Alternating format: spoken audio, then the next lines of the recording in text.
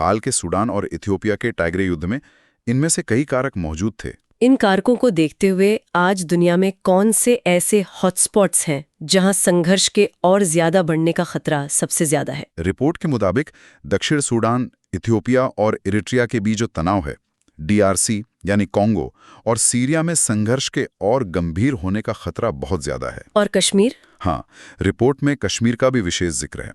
वहां अप्रैल 2025 के आतंकी हमले के बाद भारत और पाकिस्तान के बीच तनाव बढ़ने और खुले युद्ध के खतरे की बात कही गई है। क्या संघर्षों में बाहरी देशों की दखलंदाजी भी बढ़ रही है? मतलब क्या देश दूसरे देशों के झगड़ों में ज्यादा कूद रहे हैं? हाँ, ये एक बहुत अहम ट्रेंड है।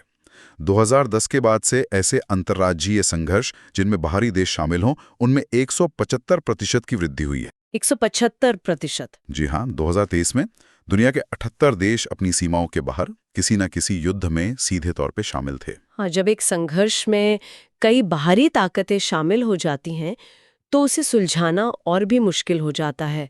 संघर्ष में शामिल गुटों की संख्या भी बढ़ रही है। रिपोर्ट में एक और दिलचस्प बात वैश्विक शक्ति विखंडन यानी ग्लोबल पावर फ्रैगमेंटेशन की कही गई है। इसका क्या मतलब है?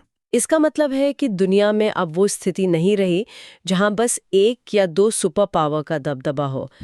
शीत युद्ध के बाद से दुनिया में जो प्रभावशाली देश है उनकी संख्या लगभग 3 गुना हो गई है।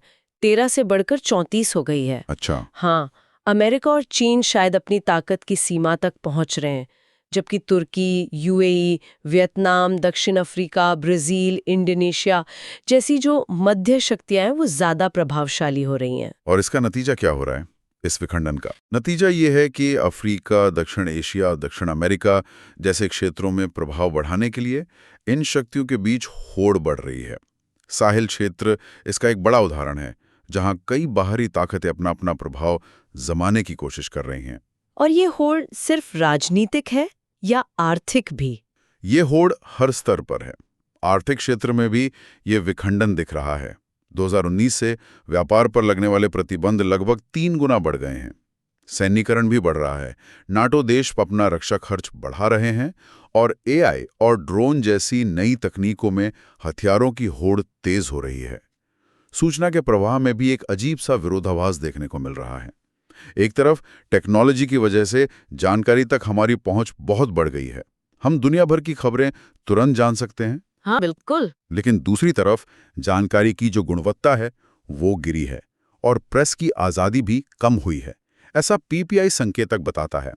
संघर्षों की रिपोर्टिंग में मीडिया का झुकाव भी एक बड़ा मुद्दा है। मतलब जी डेल्ट और एसीएलईडी जैसे जो संघर्ष ट्रैकिंग डेटाबेसेस हैं, उनके विश्लेषण से पता